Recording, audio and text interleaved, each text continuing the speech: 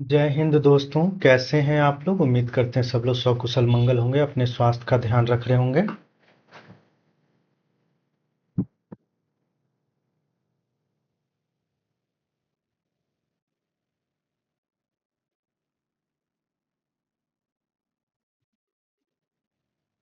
आज हम लोग यूनिट 7 कहानी राजा निर्वंशिया को पढ़ने वाले हैं। सभी बिंदुओं को ध्यानपूर्वक आप लोग देखिएगा और कॉपी कलम लेके बैठिएगा। जो भी इंपॉर्टेंट होगा आप लोग उसे नोट करते चलिएगा। राजा निर्वंशिया यह जो कहानी है किनके द्वारा लिखा गया, तो कमलेश्वर के द्वारा लिखा गया है। ठीक है, ये है आपके कमलेश्वर। अब कुछ कहानी पढ़ने से पहले कमलेश्वर से संबंधित उनकी जो रचनाएं वगैरह हैं, उनसे जो महत्वपूर्ण बातें इंपॉर्टेंट है उनको हम लोग देख लेंगे, क्योंकि वहां से भी कई बार प्रश्न बनते हैं और हम लोग प्रश्न गलत कर बैठते हैं, सोचते हैं आउट ऑफ सिलेबस प्रश्न है। इसलिए सभी बिंदुओं को ध्यानपूर्वक पढ़िएगा और समझने का कोशिश करिएगा। कथाकार कमलेश्वर का जन्म 6 जनवरी 1932। इनका जन्म कमलेश्वर का कब हुआ था? 6 जनवरी 1932 ईस्वी को हुआ था। उत्तर प्रदेश के मैनपुरी जिले में हुआ था और मृत्यु इनका कब हुआ था? 27 जनवरी 2007 को हुआ था। इनका पूरा नाम कमलेश्वर प्रसाद सक्सेना था। देखिए, कई बार इनका पूरा नाम आपसे पूछ लिया जाएगा। कमलेश्वर प्रसाद सक्सेना इनका पूरा नाम है। इन्होंने 1954 में इलाहाबाद विश्वविद्यालय से हिंदी साहित्य में स्नातकोत्तर अर्थात एमए की डिग्री ली। नई कहानी में कमलेश्वर, राजेंद्र यादव, मोहन राकेश का त्रयी का विशेष महत्व, यानी नई कहानी के प्रवर्तक के रूप में किसे भी से जाना जाता है, तो पहला है कमलेश्वर, दूसरा है राजेंद्र यादव, तीसरा है मोहन। जैसे आप लोग ट्रिक में याद करते होंगे कमोरा। नई कहानी के प्रवर्तक कौन है? कमोरा, कमलेश्वर, मोहन राकेश और राजेंद्र यादव।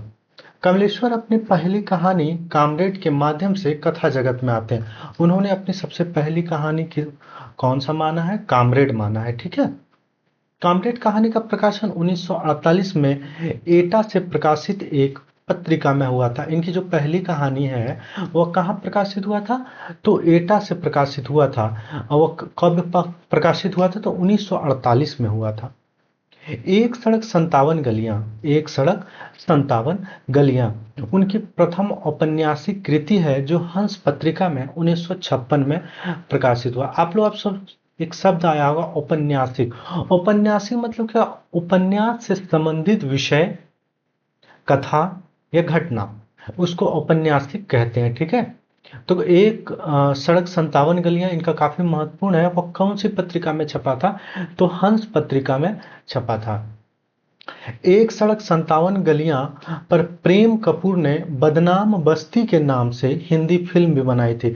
एक सड़क संतावन गलियां पर प्रेम कपूर ने कौन सी फिल्म बनाई थी? तो बदनाम बस्ती बनाई थी, हिंदी फिल्म बनाई थी। ठीक है, आपसे पूछा जाएगा कि इनकी कौन सी रचना पे बदनाम बस्ती फिल्म बनी थी, या कौन सी इनकी रचना पे प्रेम कपूर ने अपनी फिल्म बनाई थी, तो याद रखिएगा एक सड़क संतावन गलियां। एक सड़क संतावन गलियां उपन्यास कमलेश्वर को उतना ही प्रिय था जितना कि उनकी मां और उनकी जन्मभूमि मैनपुरी। यानी कमलेश्वर को एक सड़क संतावन गलियां बहुत अधिक प्रिय था।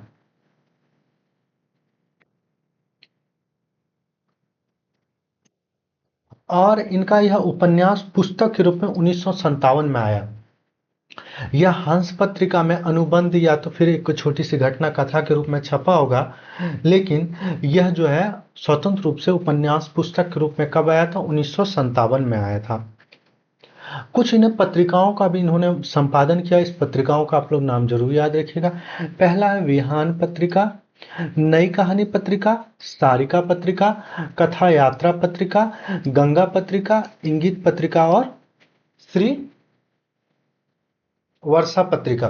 ठीक है, थोड़ा बहुत इनका समय भी याद रखिएगा, क्योंकि हालांकि समय तो नहीं पूछा जाएगा, आपसे पत्रिका का नाम ही पूछा जाएगा। हो सकता है कि अगर उस दिन खराब रहा तो वो पत्रिका का समय भी पूछ लेगा कि इस किस वर्ष से किस तक कौन सी पत्रिका का वो संपादक रहे हैं। तो यहाँ से भी थोड़ा ध्यान रखिएगा। ठीक है, क्योंकि कमलेश्वर हमारे लिए इंपॉर्टेंट हो जाते हैं। हम कई बार देखते हैं कि हमारे मित्र सब प्रश्न पूछते हैं कि यूनिट 2 को कैसे तैयारी करें। यूनिट 2, तो यह सब जो डेटा आप लोग को हम दे रहे हैं अभी, ये जो डेटा दिया आपको पूरा यहाँ से वहाँ डेटा, फिर फिर आपको ये डेटा दे रहे हैं, फिर आगे ये सब जो डेटा देंगे, ये सब ही आपका धीरे धीरे यूनिट 2 को मजबूत करते चलेगा। इन सब डेटा को आप अच्छे से पढ़िएगा और तैयार करते चलिएगा। उपन्यास इनका, एक सड़क 57 गलियां 1957 में, डाक बंगला 1959 में, लौटे हुए मुसाफिर 1961 में, समुद्र में खोया हुआ आदमी 1967 में, काली आंधी 1974 में, आगामी अतीत 1976 में, तीसरा आदमी 1976 में, वही बात 1980 में, सुबह दोपहर शाम 1982 में, और रेगिस्तान 1988 में, कितने पाकिस्तान 2000 में। कितने पाकिस्तान 2000 ईस्वी में प्रकाशित हुआ था।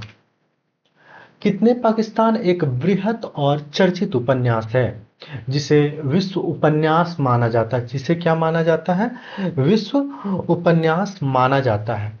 कितने पाकिस्तान पर उन्हें 2003 में साहित्य अकादमी पुरस्कार से सम्मानित किया गया। यानी कि इनको कौन से रचना पे या उपन्यास पे इनको साहित्य अकादमी पुरस्कार मिला था?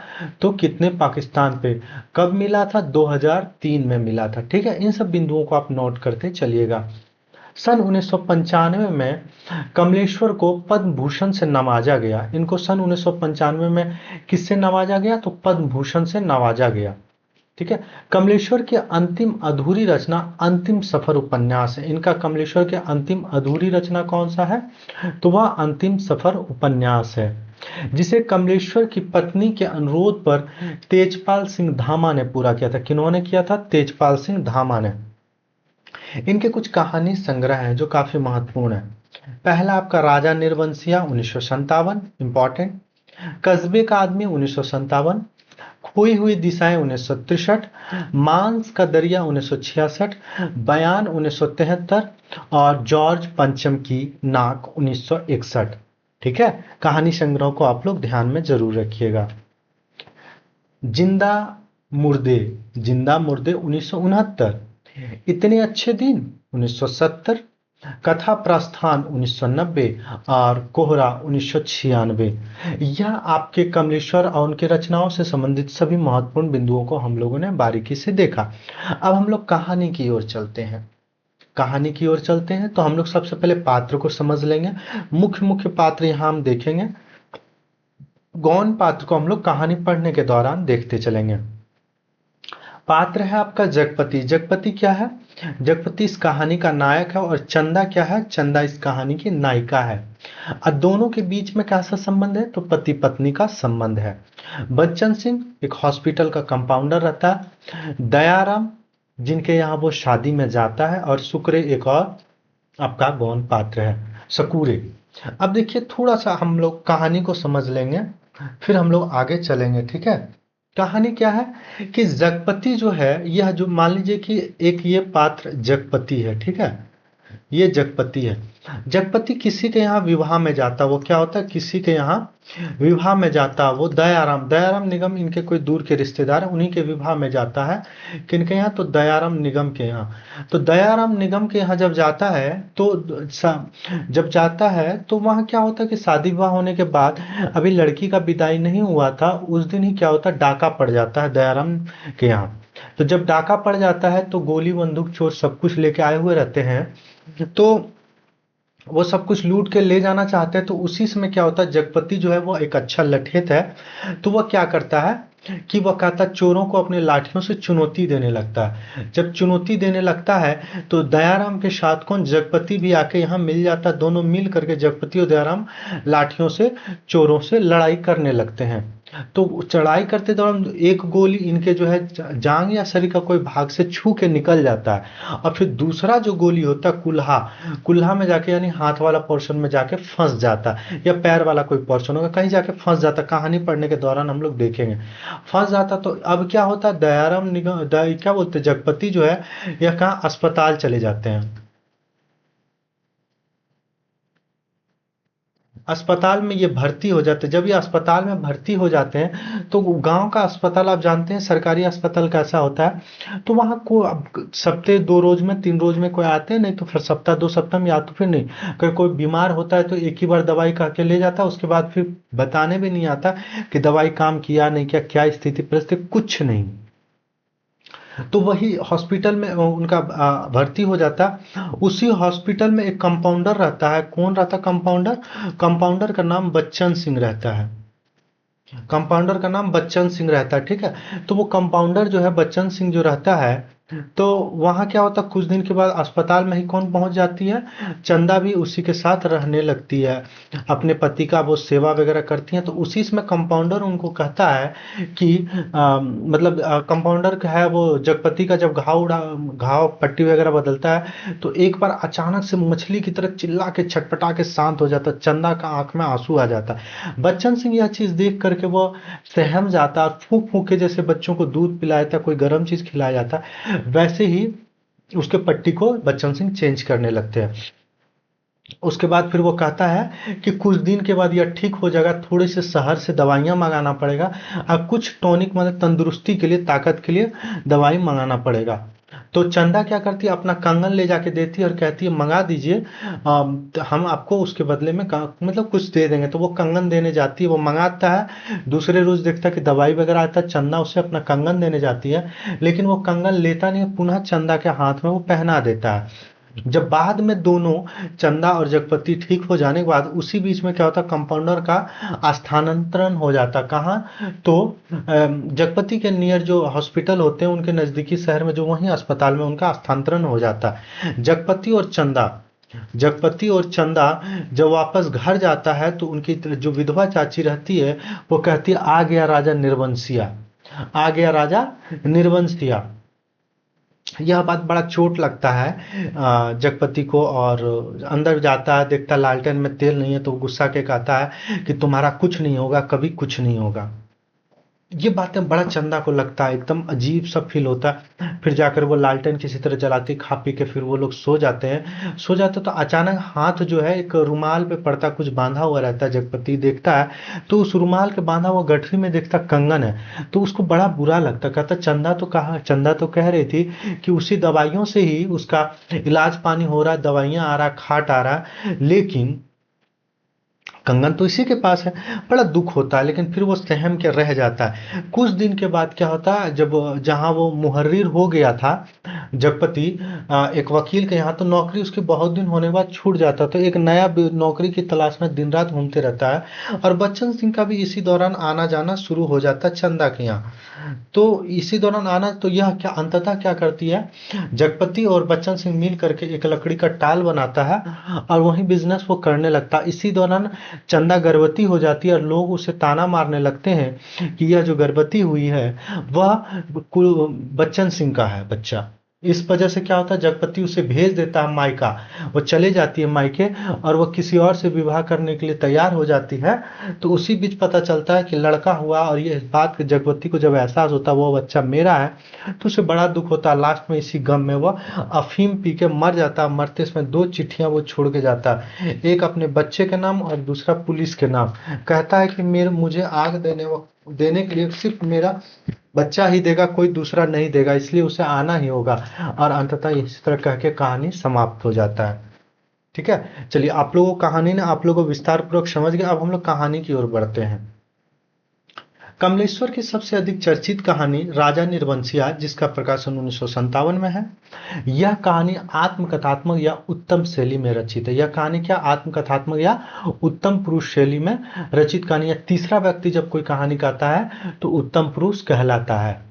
कहानी में संतानहीन दंपति की मानसिक पीड़ा और सामाजिक स्थिति का चित्रण किया गया है। एक राजा निर्वंशिया थे, माँ कहानी सुनाया करती थी। किसी भी कहानी का पहला और अंतिम पंक्ति को आप जरूर याद रखिएगा, क्योंकि वहां से कई बार प्रश्न पूछे जाते हैं, और वो पंक्ति काफी महत्वपूर्ण होता है।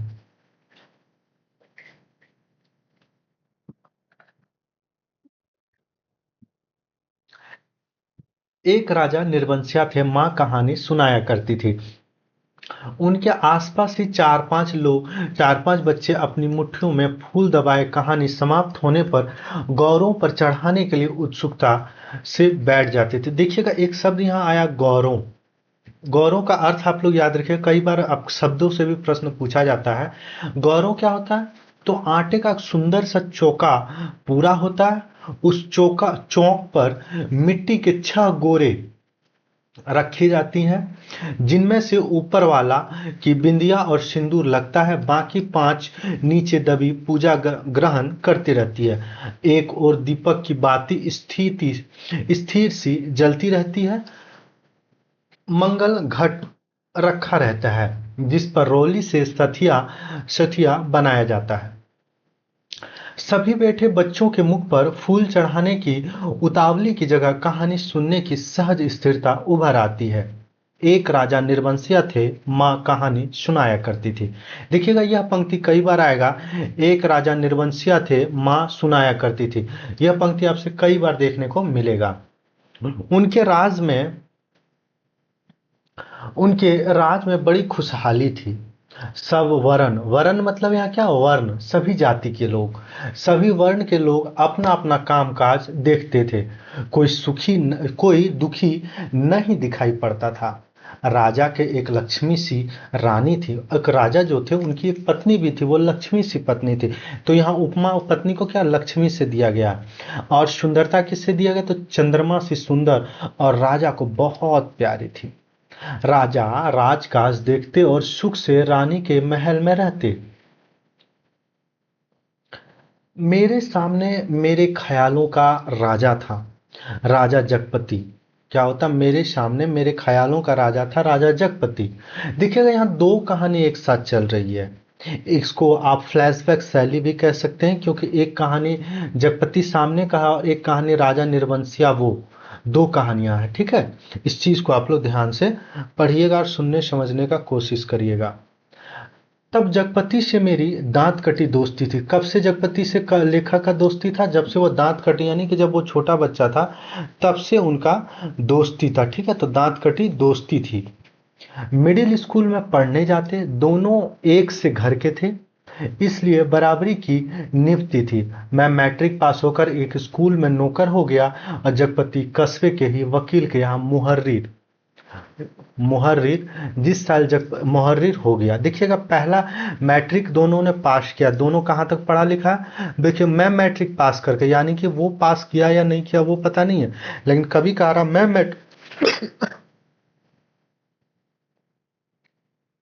मैं मैट्रिक पास करके एक स्कूल में क्या हो गया, नौकर हो गया। ठीक है, और जगपति क्या हुआ, उसी साल जगपति एक मुहर्रिर हो गया।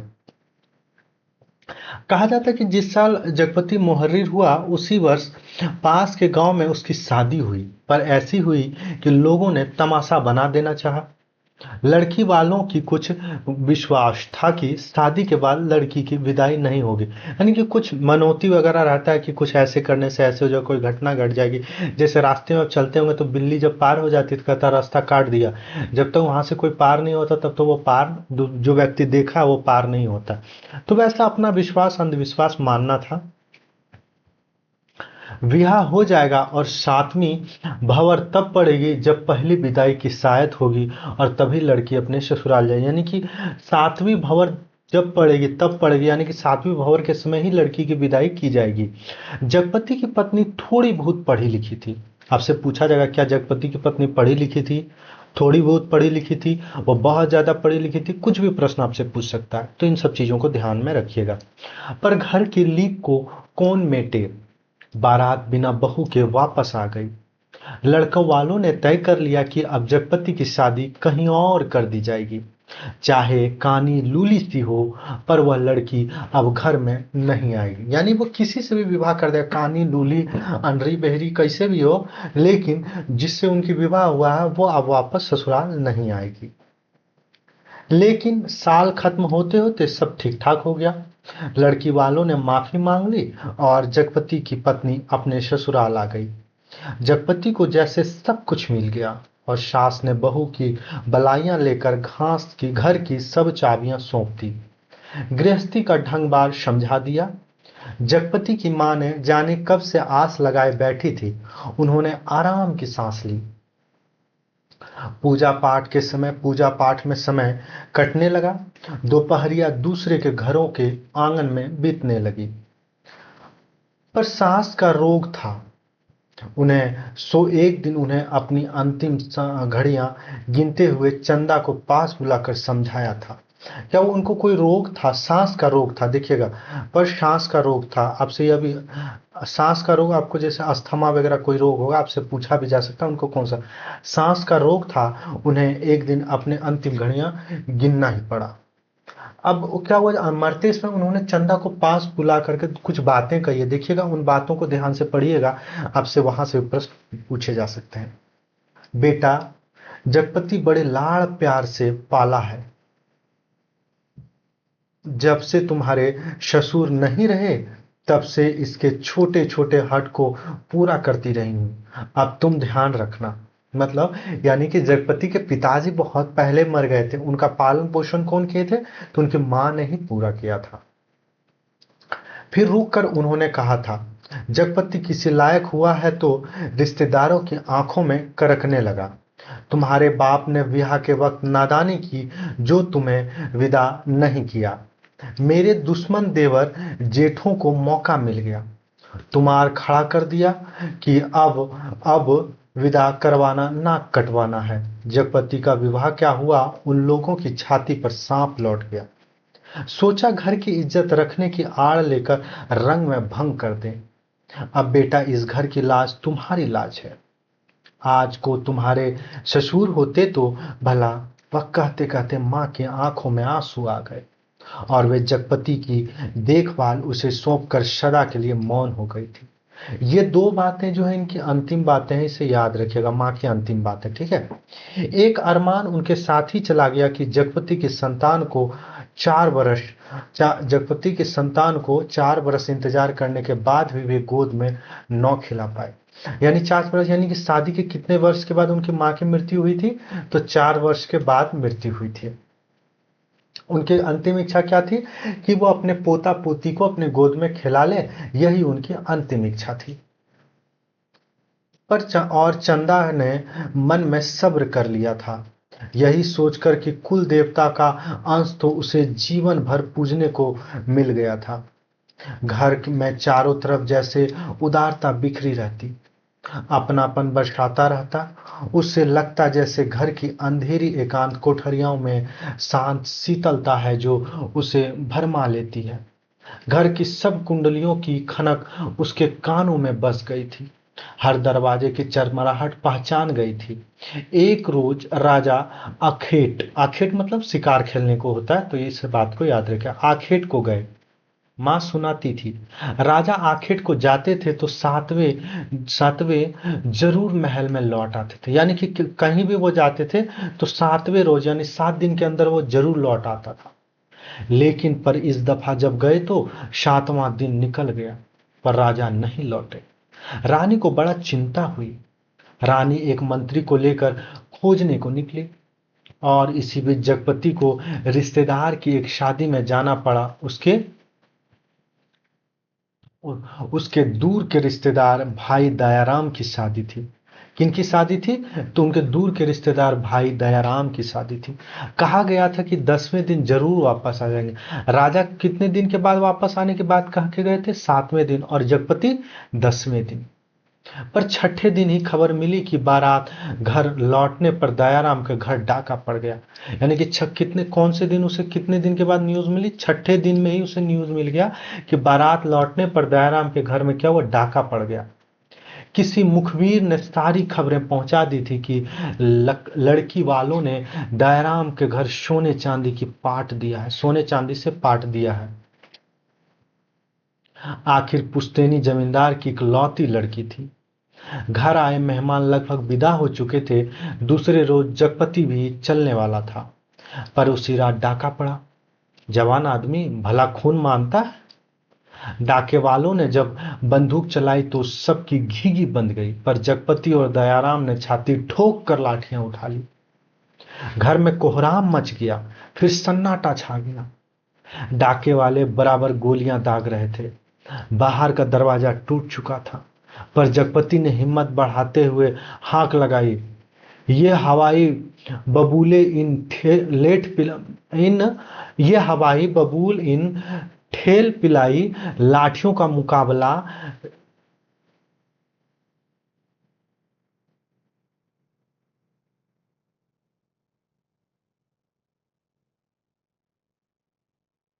एक सेकंड रुकिएगा। मुकाबला नहीं कर सकती, ऐसा ही कुछ इनका वाक्य है। थोड़ा हम देख लेते हैं क्योंकि ये वाला थोड़ा सा हमको डाउट लग रहा है। ठीक है, 1 मिनट आप लोग इंतजार करिएगा।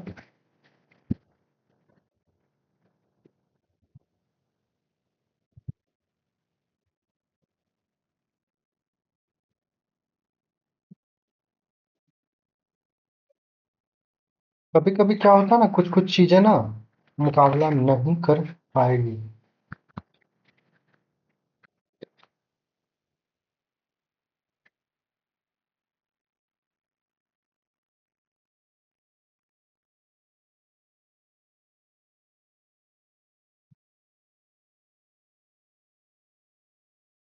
अच्छा, यहाँ ना, यहाँ थोड़ा सा छूट गया है पीडीएफ, मैं आपको पढ़ देता हूँ, आप लोग ध्यान से सुनिएगा। ठीक है। पर जगपति ने हिम्मत बढ़ाई, और जगपति ने हिम्मत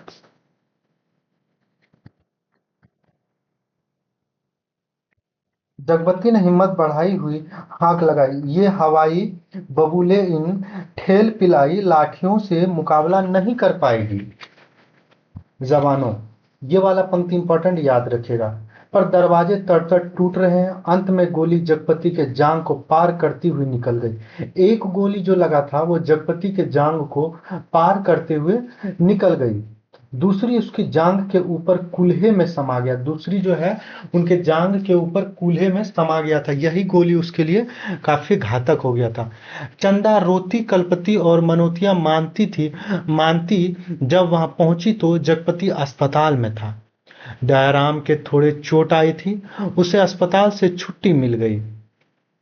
जगपति की देखभाल के लिए वहीं अस्पताल में मरीजों के रिश्तेदार के लिए कोठरियां बनी थी, उन्हीं में चंदा को रुकना पड़ा।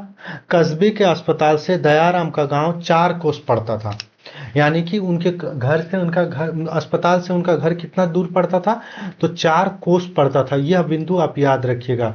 ठीक है, आपके लिए काफी इंपॉर्टेंट है। कस्बे के अस्पताल से दयाराम का गांव 4 कोस पड़ता था। दूसरे तीसरे वहां से आदमी आते जाते रहते, जिसे सामान की जरूरत होती पहुंचा जाते। पर धीरे धीरे उन लोगों ने भी खबर लेना छोड़ दिया। एक दिन में ठीक होने वाला घाव तो था नहीं, जांग की हड्डी चटक गई थी, यानी उनकी जांग का जो हड्डी था, एक तो कूल्हे में जाके समा गया था, दूसरा जांग का भी हड्डी जो है टूट चुका था। कूल्हे में ऑपरेशन से 6 इंच गहरा घाव था। कूल्हे में जो गोलियां निकाला गया था, कितने इंच गहरा घाव था, तो 6 इंच गहरे घाव थे। कस्बे का अस्पताल था, कंपाउंडर ही मरीजों को देखभाल रखते थे। बड़ा डॉक्टर तो नाम के लिए था, कस्बे में बड़े आदमियों के लिए, छोटे लोगों के लिए तो कंपाउंडर साहब ही ईश्वर के अवतार थे। मरीजों की देखभाल करने वाले रिश्तेदारों की खाने पीने की मुश्किलों से लेकर मरीज की नब्ज तक संभालते थे। छोटी सी इमारत में अस्पताल आबाद था। रोगियों के सिर्फ 6-7 खाटें थी। मरीजों के कमरे से लगा दवा खाने का कमरा था, उसी में एक और आराम कुर्सी थी और एक नीचे मेज। उसी कुर्सी पर बड़ा डॉक्टर आके कभी कभार बैठता था, नहीं तो बच्चन सिंह कंपाउंडर ही उसे जमे रहते थे। अस्पताल में तो फौजदारी के शहीद आते ही गिर गिरा के हाथ पैर तोड़ लेने वालों एकाध लोग, यानी कि वह जो अस्पताल था वह, मतलब क्या कहा जाए, बड़े डॉक्टर में शायद ही आते थे, यानी कि वहां का जो सारा देखभाल कंपाउंडर बच्चन सिंह ही करता था। और जब छोटा मोटा गिर विर गया, पैर हाथ तोड़ लिया, गांव घर में जो एक्सीडेंट हो गया, वही सब के लिए उस अस्पताल में आते थे, अन्यथा वहां कोई नहीं आता था। छठे छमासे कोई औरत दिख गई तो दिख गई, जैसे उन्हें कभी रोग घेरता ही नहीं था। कभी कोई बीमार पड़ती तो घर वाले हाल बता के 8-10 रोज की दवाई एक साथ ले जाते, और फिर उसके जीने मरने तक की खबर नहीं मिलती। उस दिन बच्चन सिंह जगपति के घाव की पट्टी बदलने आया। उसके आने में और पट्टी खोलने में कुछ ऐसी लापरवाही थी जैसे गलत बंधी पगड़ी को ठीक से बांधने के लिए खोल रहा हो। चंदा उसकी कुर्सी के पास ही सांस को रोके खड़ी थी। वह और रोगियों से बात करता जा रहा था। इधर मिनट भर देखा, फिर जैसे अभ्यस्त से उसके हाथ अपने काम करने लगे। पट्टी एक जगह खून से चिपक गई थी। जगपति बुरी तरह कर्राह उठा। चंदा के मुंह से चीख निकल गई। बच्चन सिंह ने सतर्क होकर देखा तो चंदा के मुंह पर धोती का पल्ला खोसे अपनी भयातुर आवाज दबाने की चेष्टा कर रही थी। जगपति एक बारगी मछली सा तड़प कर रह गया। बच्चन सिंह की उंगलियां थोड़ी सी थर्राई कि उसके बाह पर टप से चंदा के आंसू चू पड़ा। बच्चन सिंह सिहर सा गया। उसके हाथों की अभ्यस्त निठुराई को जैसे किसी ने मानवीय कोमलता ने धीरे से छू लिया हो। आहो कराहो, दर्द भरी चीखों और चटकते चटकते शरीर के जिस वातावरण चटकते चटकते शरीर के जिस वातावरण में रहते हुए बिल्कुल अलग रहता था। फोड़ों को पके आम सा दबा देता था, खाल को आलू सा छील देता था। उसके मन से जिस दर्द का एहसास उठ गया था वह उसे आज फिर हुआ, और वह बच्चे की तरह फूंक फूंक कर पट्टी को नम करने खोलने लगा।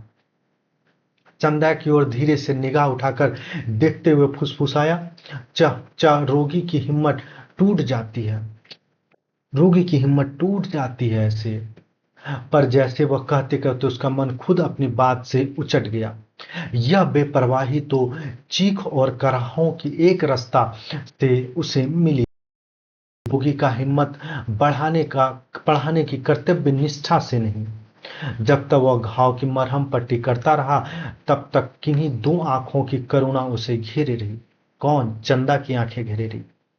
और हाथ धोते समय वह चंदा की उन चूड़ियों से भरी कलाइयों को बेझिझक देखता रहा जो अपनी खुशी उससे मांग रही थी। चंदा पानी डालती जा रही थी और बच्चन सिंह हाथ धोते धोते उसकी कलाइयां, हथेलियों और पैरों को देखता जा रहा था। दवा खाने की ओर जाते हुए उसने चंदा को हाथ के इशारे से बुलाकर कहा, दिल छोटा मत करना, घाव का घाव तो 10 रोज में भर जाएगा, कूल्हे का घाव कुछ दिन जरूर लगेगा। अच्छे से अच्छी दवाइयां दूंगा, दवाइयां तो ऐसी कि मुर्दे को चंगा कर दे, पर हमारा अस्पताल में नहीं आता, फिर भी मैं पूरी कोशिश करूंगा। मतलब क्या कह रहा? अच्छी से अच्छी दवाइयां दूंगा, दवाइयां तो ऐसा कि मुर्दे को चंगा कर दे। यह पंक्ति आपसे पूछा भी जा सकता है। यानी हाइलाइटर जितने बिंदुओं पे लगाया गया सभी बिंदुओं का ध्यान से देखिएगा, क्योंकि वहां से प्रश्न बन चुके हैं या बनने की संभावना है, क्योंकि एनटीए कुछ भी पूछ सकता है। तो किसी दूसरे अस्पताल से नहीं आ सकती वो दवाइयां? चंदा ने पूछा। आ तो सकती है, पर मरीज को अपना पैसा खर्च करना पड़ता है उनमें, बच्चन सिंह ने कहा।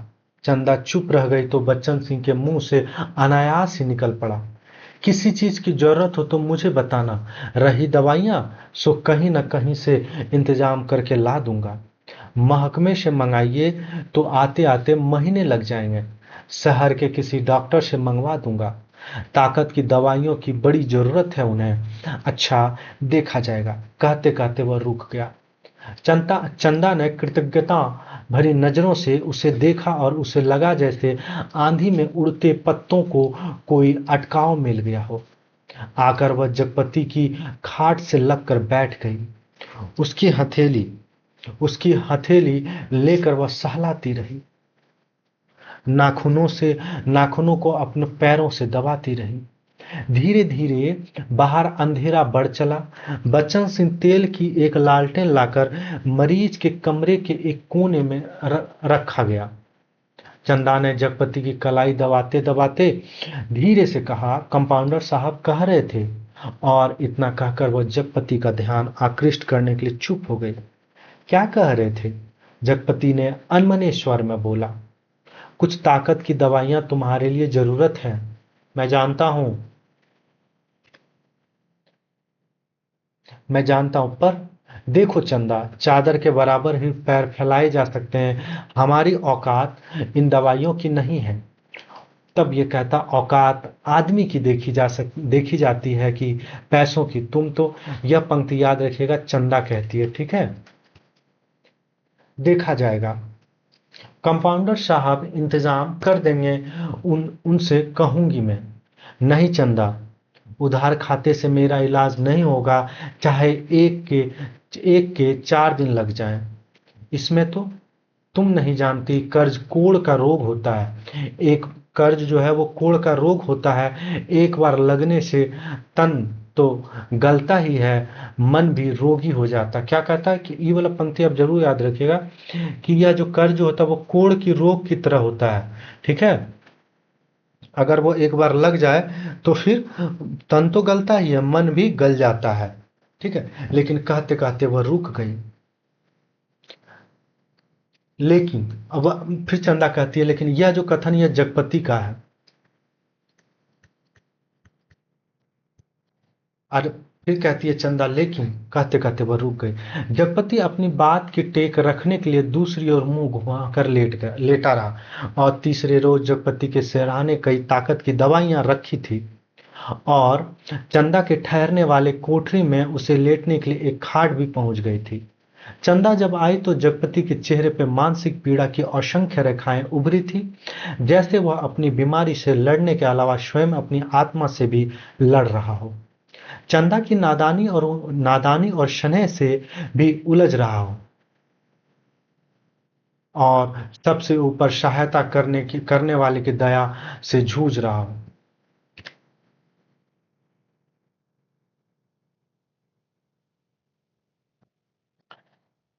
चंदा ने देखा तो यह सब सह न पाई।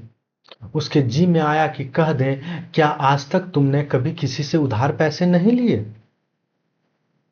पर वह तो खुद तुमने लिए थे, और तुम्हें मेरे सामने स्वीकार नहीं करना पड़ा, इसलिए लेते झिझक नहीं लगी। पर आज मेरे सामने उसे स्वीकार करते तुम्हारा झूठा पौरुष तिलमिलाकर जाग पड़ा है। पर जगपति के मुख पर बिखरी हुई पीड़ा मैं जिस आदर्श की गहराई थी, वह चंदा के मन में चोर की तरह घुस गई। वह बड़ी स्वाभाविक से उसने माथे पर हाथ फेरते हुए कहा, ये दवाइयां किसी की मेहरबानी नहीं है, मैंने हाथ की कड़ा बेचने को दे दिया था, उसी में आई है। मतलब हाथ की कड़ा हमने बेचने को दे दिया था, उसी में आई है, मुझसे पूछा तक नहीं। और जगपति ने कहा, और जैसे खुद मन की कमजोरी को दब गया। कड़ा बेचने से तो अच्छा था कि बच्चन सिंह की दया ही ओढ़ ली जाती। और उसे हल्का सा पछतावा भी था कि नाहक व रो में बड़ी बड़ी बातें कह जाता है, ज्ञानियों की तरह सिख दे देता है। और जब चंदा अंधेरे होते होते उठकर अपनी कोठरी में सोने को हुई तो कहते कहते यह बात दब गई कि बच्चन सिंह ने उसके लिए एक खाट का इंतजाम भी कर दिया है। कमरे से निकली तो सीधे कोठरी में गई, और हाथ का कड़ा लेकर सीधे दवा खाने की ओर चली गई, जहां बच्चन सिंह अकेला डॉक्टर की कुर्सी पर आराम से टांगे फैलाए लैंप की पीली रोशनी में लेटा था।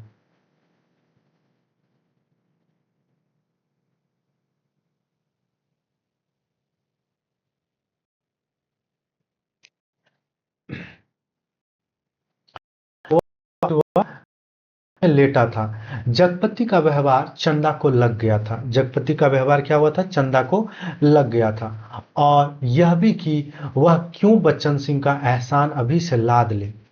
पति के लिए जेवर को कितनी औकात। वह बेधड़क सी दवाखाने में घुस गई। दिन की पहचान के कारण उसे कमरे की मेज कुर्सी और दवाओं की अलमारी की स्थिति का अनुमान था। वैसे कमरा अंधेरा ही पड़ा था, क्योंकि लैंप की रोशनी केवल अपने वृत्त में अधिक प्रकाशवान होकर कोनों के अंधेरे को और भी घनीभूत कर रही थी। बच्चन सिंह ने चंदा को घुसते ही पहचान लिया। वह उठकर खड़ा हो गया। चंदा ने भीतर कदम तो रख दिया, पर सहसा सहम गई, जैसे वह किसी अंधेरे कुएं में अपने आप कूद पड़ी हो। ऐसा कुआं जो निरंतर पतला होता गया है, जिसमें पानी की गहराई पाताल की परतों तक चली गई हो। जिसमें पढ़कर वह नीचे धंसती चली जा रही हो, नीचे अंधेरे एकांत घुटन पाप। बच्चन सिंह अवाक ताकता रहा। बच्चन सिंह जब वो चंदा को अपने रूम में देखी तो आश्चर्यचकित हो गया, उसे एक टक वो देखते रहा, ताकते रह गया। और चंदा ऐसे वापस लौट पड़ी जैसे किसी काले पिशाच के पंजों से मुक्ति मिली हो। बच्चन सिंह के सामने क्षण भर में सारी परिस्थिति कौंध गई और उसने वहीं से बहुत संयत स्वर में आवाज में जबान को दबाते हुए जैसे वायु में स्पष्ट ध्वनित कर दिया, चंदा। यह आवाज इतनी बेआवाज थी और निरर्थक होते हुए इतनी सार्थक थी कि उसे खामोशी में अर्थ भर गया। चंदा रुक गई। बच्चन सिंह उसके पास जाकर रुक गई। सामने का घना पेड़ स्तब्ध खड़ा था। उसकी काली परछाई की परिधि जैसे एक बार फैलकर उन्हें अपने वृत्त में समेट लेती और दूसरे ही क्षण मुक्त कर देती। दवाखाने का लैंप सहसा भभक कर रुक गया और मरीज के कमरे से एक कराह की आवाज दूर मैदान के छोर तक जाकर डूब गई। चंदा ने वैसे ही नीचे ताकते हुए अपने को संयत करते हुए कहा, यह कड़ा तुम्हें देने आई थी, यह कड़ा तुम्हें देने आई थी, तो वापस क्यों चली जा रही थी? चंदा चुप और दो क्षण रुककर उसने अपने हाथ का सोने का कड़ा धीरे से उसकी ओर बढ़ा दिया, जैसे देने का साहस न होते हुए भी यह काम आवश्यक था। बच्चन सिंह ने उसकी सारी काया को एक बार देखते हुए अपनी आंख उसकी ओर जमा दी। उसके ऊपर पड़े कपड़े के पार नरम चिकनई से भरे लंबे लंबे बाल थे, जिनकी भाप सी महक फैलती जा रही थी। वह धीरे धीरे से बोला, लाओ। चंदा ने कड़ा उसकी ओर बढ़ा दिया। कड़ा हाथ से लेकर वह बोला, सुनो। चंदा ने प्रश्न भरी नजरों से उसकी ओर उठा दी। उसने झांकते हुए अपने हाथ से उसकी कलाई पकड़ते हुए उसने वह कड़ा उसकी कलाई में पहना दिया। यानी कि जो कड़ा चंदा कंपाउंडर बच्चन सिंह को देने गया था वह ले तो लिया, लेकिन ले करके वह उसे उसकी ही कलाइयों में पहना दिया। चंदा चुपचाप कोठरी की ओर चल दी और बच्चन सिंह दवाखाने की ओर। कालिख बुरी तरह बढ़ गई थी और सामने खड़े पेड़ की काली परछाई गहरी पड़ गई थी।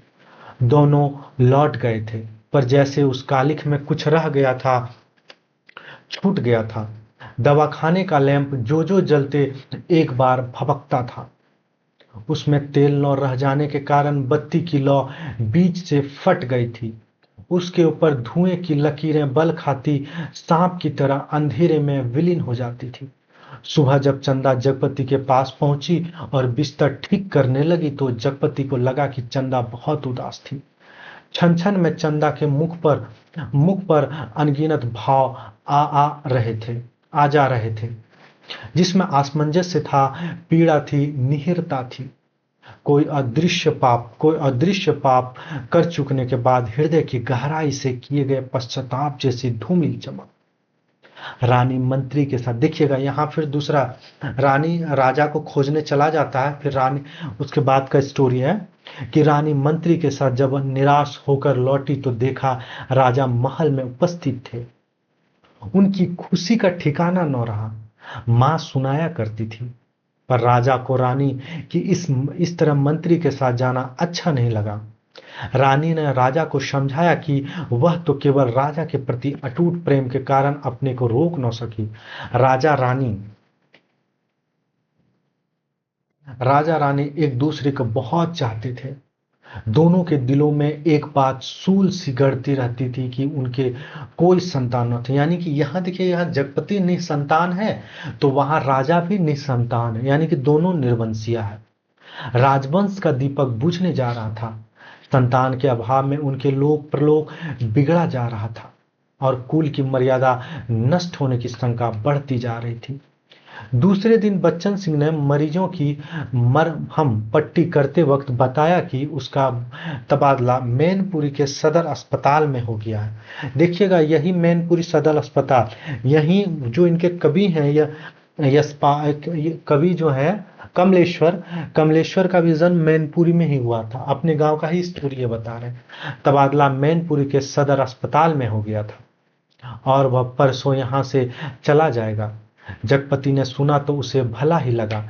आए दिन रोग घेरे रहते हैं। बच्चन सिंह उसके शहर के अस्पताल में पहुंचा जा रहा है, तो कुछ मदद मिलती ही रहेगी। ये बात, इन सब बातों को थोड़ा सा याद रखिएगा, यहाँ से प्रश्न आपके बन सकते हैं।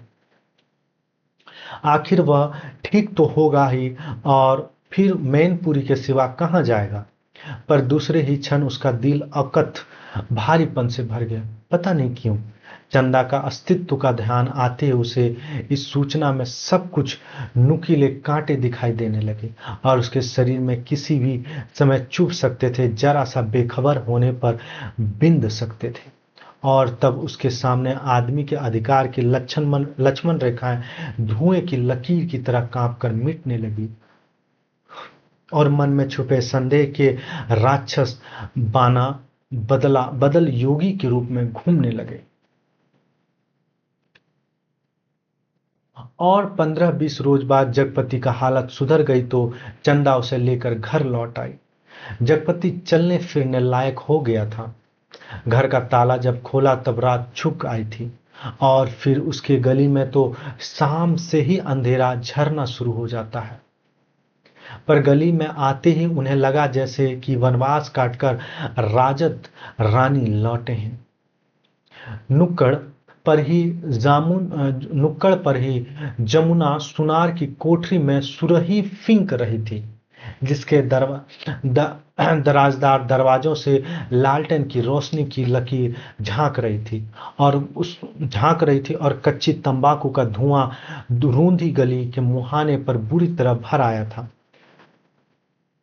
सामने ही मुंशी जी अपनी जिंगला खटिया के गड्ढे में कुप्पी के मध्यम प्रकाश में खसरा खतौनी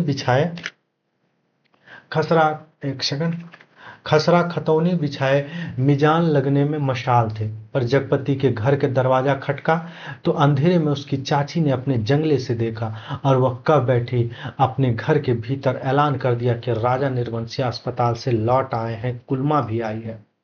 आपसे यह प्रश्न पूछा जा सकता है, यह पंक्ति कौन कहती है, तो उसकी चाची कहती है। यह सब सुनकर घर के अंधेरे बरोठे में घुसते ही जगपति हाँप कर बैठ गया। झुंझलाकर चंदा से बोला, अंधेरा में क्या मेरे हाथ को छुड़वाओगे? भीतर जाकर लालटेन जला लाओ ना। तेल नहीं होगा इस वक्त, जरा ऐसे ही काम, तुम्हारे कभी कुछ नहीं होंगे, न तेल न। कहते कहते जगपति एकदम चुप रह गया। यह भी पंक्ति इंपॉर्टेंट है, याद रखिएगा।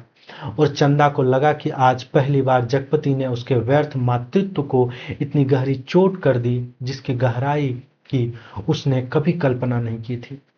दोनों खामोश बिना एक बात किए अंदर चले गए। रात के बढ़ते सन्नाटे में दोनों के सामने दो बातें थी। जगपति के कानों में जैसे कोई व्यंग से कह रहा था, राजा निर्वंशिया अस्पताल से आ गया। और चंदा के दिल में यह बात चुभ रही थी, तुम्हारे कभी कुछ नहीं होगा। और सिसकती चंदा न जाने कब सो गई, पर जगपति की आंखों में नींद न आई। खाट पर पड़े पड़े उसके चारों ओर एक मोहक भयावना सा जाल फैल गया। लेटे लेटे उसे लगा जैसे उसका स्वयं का आकार बहुत छिन्न होता होता बिंदु सा रह गया। पर बिंदु के हाथ थे, पैर थे और दिल की धड़कन भी थी।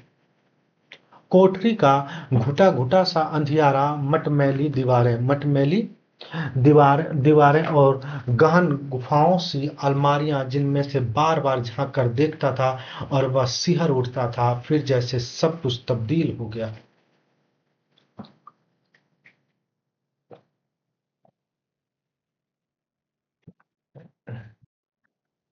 सब जैसे तब्दील हो गया हो। उसे लगा कि उसका आकार बढ़ता जा रहा है। वह मनुष्य हुआ, लंबा तगड़ा तंदुरुस्त पुरुष हुआ। उसकी सिराओं में कुछ फूट पड़ने के लिए व्याकुलता से खौल उठा। उसके हाथ शरीर के अनुपात से बहुत बड़े, डरावने और भयानक हो गए। उनके लंबे लंबे नाखून निकल आए। वह राक्षस हुआ, दैत्य हुआ, आदिम बर्बर। और बड़ी तेजी से सारा कमरा एक बारगी चक्कर काट गया। फिर सब धीरे धीरे स्थिर होने लगा और उसकी सांसें ठीक होती जान पड़ी। फिर जैसे बहुत कोशिश करने पर घीघी बंद जाने के बाद उसकी आवाज फूटी, चंदा। चंदा की नरम सांसों की हल्की सरसराहट कमरे में जान डालने लगी। जगपति अपनी पार्टी का सहारा लेकर झुका। कांपते पैर उसने जमीन पर रखे और चंदा की खाट के पाए से सिर टिकाकर बैठ गया। उसे लगा जैसे चंदा की इन सांसों की आवाज में जीवन की संगीत गूंज रहा है। वह उठा और चंदा के मुख पर झुक गया। उस अंधेरे में आंखें गड़ाए गड़ाए जैसे बहुत देर बाद स्वयं चंदा के मुख पर आधा आभा फूटकर अपने आप बिखरने लगी। उसके नक्शे उज्ज्वल हो उठे और जगपति की आंखों की ज्योति मिल गई। वह मुग्ध सा ताकता रहा। चंदा के बिखरे बाल, जिनमें हाल के जन्मे बच्चे की गफुआरे बालों की सी महक, दूध की कचाइंद, शरीर के रस की सी मिठास और स्नेह की चिकनाहट, और वह माथा जिस पर बालों के पास तमाम छोटे छोटे नरम से रोए रेशम से, और उस पर कभी लगाई गई सिंदूर की बिंदी, हल्का मिटा हुआ सा आभास। नन्हे नन्हे निर्द्वंद सोए पलकें और उनकी मासूम सी कांटों की तरह बरौनियां और सांस में घुलकर आती हुई आत्मा की निष्कपट आवाज की लय, फूल सी पंखुड़ी से पतले पतले होठ, उन पर पड़ी अछूती रेखाएं जिनमें सिर्फ दूध सी महक। उसकी आंखों के सामने ममता सी छा गई, केवल ममता, और उसके मुख से अस्फुट शब्द निकल गया, बच्ची। डरते डरते उसके बालों की एक लट को बड़े जतन से उसने हथेली पर रखा और उंगली से उसे जैसे लकीरें खींचने लगा। उसे लगा जैसे कोई शिशु उसके अंक में आने के लिए छटपटाकर निराश होकर सो गया हो। उसने दोनों हथेलियों को पछाड़कर उसके सिर को अपने सीमा में भर लेना चाहा कि कोई कठोर चीज उसकी उंगलियों से टकराए।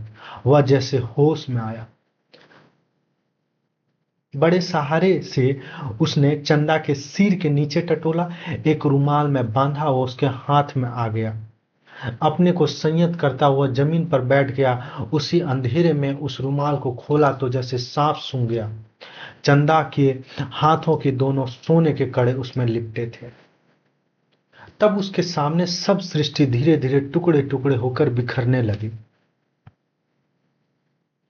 ये कड़ा तो चंदा बेचकर उसका इलाज कर रही थी। वे सब दवाइयां और ताकत के टॉनिक, उसने तो कहा था ये दवाइयां किसी की मेहरबानी नहीं है, ये दवाइयां किसी की मेहरबानी नहीं है। मैंने हाथ के कड़े बेचने को दे दिए थे, पर उसका गला बुरी तरह सूख गया। जबान जैसे तालू से चिपक कर रह गई। उसने चाहा कि चंदा को झकझोर कर उठाए, पर शरीर की शक्ति बह सी गई थी। रक्त पानी हो गया था। थोड़ा संयत हुआ। उसने वे कड़े उसी रुमाल में लपेटकर उसकी खाट के कोने में रख दिए और बड़ी मुश्किल से अपनी खाट की पाटी पकड़कर लुढ़क गया। चंदा झूठ बोली, पर क्यों? कड़े आज तक छुपाए रही। उसने इतना बड़ा दुराव क्यों किया? आखिर क्यों? किस लिए? और जगपति का दिल भारी हो गया। उसे फिर लगा कि उसका शरीर सिमटा जा रहा है और वह एक सिंह का नाव ढांचा रह गया, नितांत हल्का, तिनके सा, हवा में उड़कर भटकने वाले तिनके सा। उस रात के बाद रोज जगपति सोचता रहा कि चंदा से कड़े मांग कर बेच लें और कोई छोटा मोटा रोजगार ही शुरू कर दें, क्योंकि नौकरी छूट चुकी थी। इतने दिन की गैर हाजिरी के बाद वकील साहब ने दूसरा मुहर्री रख लिया था। वह रोज यही सोचता, पर जब चंदा सामने आती तो न जाने कैसे असहाय सी उसकी अवस्था हो जाती। उसे लगता जैसे कड़े मांगकर वह चंदा से पत्नित्व का पद भी छीन लेगा। मातृत्व तो भगवान ने छीन ही लिया। वो सोचता आखिर चंदा क्या रह जाएगी। एक स्त्री से यदि पत्नीत्व और मातृत्व छीन लिया गया तो उसका जीवन सार्थकता ही क्या। यह पंक्ति याद रखिएगा, इंपॉर्टेंट है। चंदा के साथ वह यह अन्याय कैसे करे, उसकी दूसरी आंख की रोशनी कैसे मांग ले, फिर तो वह नितांत अंधी हो जाएगी। और उन कड़ों को मांगने के पीछे जिस इतिहास की आत्मा नंगी हो जाएगी, कैसे वह इसका उस लज्जा को स्वयं ही उघार कर ढांपेगी। और वह उन्हीं ख्यालों में डूबा सुबह से शाम तक इधर उधर काम की टोह में घूमता रहता। किसी से उधार ले ले, फिर किसी संपत्ति पर किस संपत्ति पर, क्या है उसके पास जिसके आधार पर कोई उसे कुछ दे। और मोहल्ले के लोग जो एकक पाई पर जान देते हैं, कोई चीज खरीदते वक्त भाव के एक पैसे कम मिलने पर मीलों पैदल जाकर एक पैसा बचाते हैं। एकक पैसे की मशालें की पुड़ियां बंधवा कर 11 मर्तबा पैसे का हिसाब जोड़कर एकाध पैसे उधार कर मिन्नतें करते सौदा घर लाते हैं। गली में कोई खोचे वाला फंस गया तो 2 पैसे की चीज को लड़ झगड़ कर 4 दाने ज्यादा पाने की नीयत से 2 जगह बंधवाते हैं। भाव के जरा से फर्क पर घंटों बहस करते हैं। शाम को सड़ी गली तरकारियों को किफायत के कारण लाते हैं। ऐसे लोग से किस मुंह से मांग कर वह उनकी गरीबी का एहसास पर ठोकर लगाए। पर उस दिन शाम को जब वह घर पहुंचा तो बरोठे में ही एक साइकिल रखी नजर आई। दिमाग पर बहुत जोर डालने के बाद भी वह आगंतुक की कल्पना, यानी जो आए हुए आगंतुक मतलब क्या होता है, जो मेहमान समय से पहले आ गया उसे आगंतुक कहा जाता है, आगंतुक की कल्पना न कर पाया। भीतर वाले दरवाजे पर जब पहुंचा तो सहसा हंसी की आवाज सुनकर ठिठक गया। उस हंसी में एक अजीब सा उन्माद था। और उसके बाद चंदा का स्वर, अब आते ही होंगे, बैठिए ना 2 मिनट और अपने आंख से देख लीजिए और उन्हें समझाइए कि अभी तंदुरुस्ती इस लायक नहीं है जो दिन दिन भर घूमना बर्दाश्त कर सके। हाँ भाई, कमजोरी इतनी जल्दी थोड़ी मिट सकती है। ख्याल नहीं रखेंगे तो नुकसान उठाएंगे। कोई पुरुष स्वर था, पर जगपति असमंजस में पड़ गया। वह एकदम भीतर घुस जाए, इसमें क्या हर्ज है। पर जब उसने पैर उठाए तो वे बाहर जा रहे थे। बाहर बरोठे में साइकिल को पकड़ते ही उसे सूझ आई कि वहीं से जैसे अनजान बनता बड़े प्रयत्न से आवाज को खोलता चिल्लाया, अरे चंदा, यह किसकी साइकिल है? कौन मेहरबान है? चंदा उसकी आवाज सुनकर कमरे से बाहर निकल कर जैसे खुशखबरी सुना रही थी। अपने कंपाउंडर साहब आए हैं, खोजते खोजते आज घर का पता पाए हैं, तुम्हारे इंतजार में बैठे हैं। कौन? बच्चन सिंह? अच्छा अच्छा अच्छा, वही तो मैं कहूं, भला कौन? कहता जगपति पास पहुंचा और बातों में इस तरह उलझ गया जैसे सारी परिस्थितियां उसने स्वीकार कर ली हो। बच्चन सिंह जब फिर आने की बात कहकर चला गया तो चंदा ने बहुत अपनेपन से जगपति के सामने बात शुरू की। जाने कैसे कैसे आदमी होते हैं। क्यों, क्या हुआ? कैसे कैसे आदमी होते हैं? जगपति ने पूछा। इतनी छोटी जान पहचान में तुम मर्दों के घर में न रहते घुस कर बैठ सकते हो? तुम तो उल्टे पैरों लौट आओगे। चंदा कहकर जगपति के मुख पर कुछ इच्छित प्रतिक्रियाएं देख सकने के लिए गहरी निगाहों से ताकने लगी। जगपति ने चंदा की ओर देखा जैसे यह बात कहने की या पूछने की है। फिर बोला, बच्चन सिंह अपने तरह का आदमी है, अपने तरह अकेला। यह पंक्ति याद रखिएगा, बच्चन सिंह अपने तरह का। यह जगपति का कथन है। किनका है? जगपति। होगा होगा, पर कहते कहते चंदा रुक गई। फिर जगपति कहता, यह भी कथन जगपति का। यह भी कथन किसका है? जगपति का है कि आड़े वक्त काम आने वाला आदमी है, लेकिन उससे फायदा उठा सकना जितना आसान है उतना, मेरा मतलब कि उसे कुछ लिया जाएगा, उसे दिया भी तो जाएगा। यह पंक्ति या इंपॉर्टेंट है, इसे याद रखिएगा। जगपति ने आंखें दीवार पर गड़ाए हुए कहा और चंदा उठकर चली गई। उस दिन के बाद बच्चन सिंह लगभग रोज ही आने जाने लगा। जगपति उसके साथ इधर उधर घूमता फिरता रहता। बच्चन सिंह के साथ वो जब तक रहता, अजीब सा घुटन उसके दिल में बांध लेती और तभी जीवन की तमाम विषमताएं भी उसकी निगाहों के सामने उभरने लगती। आखिर वो स्वयं एक आदमी है, बेकार। यह माना कि उसने सामने पेट पालने की कोई इतनी विकराल समस्या नहीं है, वह भूखे नहीं मर रहा, जाड़े में कांप नहीं रहा, पर उसके दो हाथ पैर हैं, शरीर का पिंजरा है। जो कुछ मांगता है कुछ जो कुछ मांगता है कुछ और वह सोचता यह कुछ क्या है? सुख? शायद हाँ, शायद नहीं। वह तो दुख में भी जी सकने का आदी है, अभावों में जीवित रह सकने का आश्चर्यजनक कीड़ा है। देखिएगा, यह भी आपसे यहाँ भी पंक्ति याद रखिएगा कि वह तो दुख में भी जी सकने का आदी है, वह जी सकने का आदि है, अभावों में जीवित रह सकने का आश्चर्यजनक कीड़ा है। यह इंपॉर्टेंट हमें लग रहा है, ठीक है, इसे याद रखिएगा। तो फिर वासना? शायद हाँ, शायद नहीं। चंदा का शरीर लेकर उसने एक क्षणिकता को भी देखा है। तो फिर धन? शायद हाँ, शायद नहीं। उसके धन के लिए अपने को खपाया है, पर वह भी तो उसे अदृश्य प्यास को बुझा नहीं पाया। तो फिर तो फिर क्या?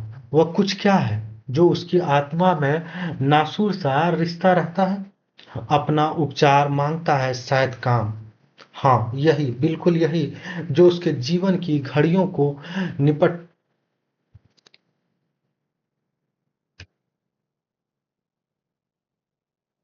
घड़ियों को घड़ियों को निपटशना न छोड़े, जिसे वह अपनी शक्ति लगा सके, जिसमें वह अपनी शक्ति लगा सके।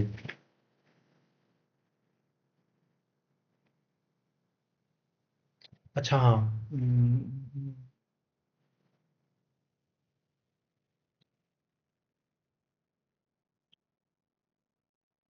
वह कुछ क्या जो उसके आत्मा को देखिए, अपने को खपाया है, पर वह भी तो अदृश्य प्यास को बुझा नहीं पाया।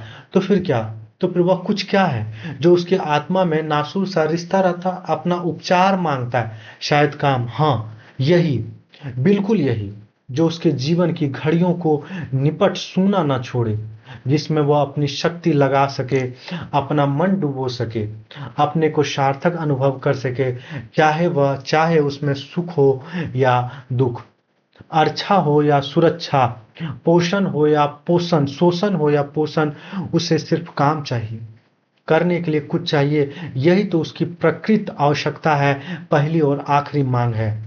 क्योंकि वह उसे घर में नहीं पैदा हुआ जहां सिर्फ जबान हिलाकर शासन करने वाले होते हैं।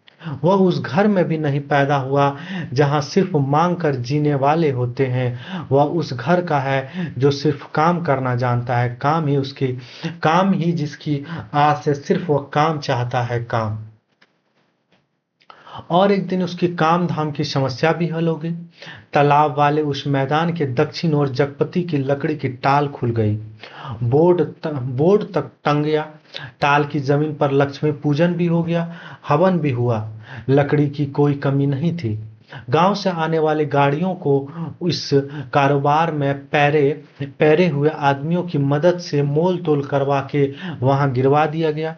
गांठें एक और रखी गई, चेलों के चट्टा करीने से लग गया और गुद्दे चीरने के लिए डाल दिए गए।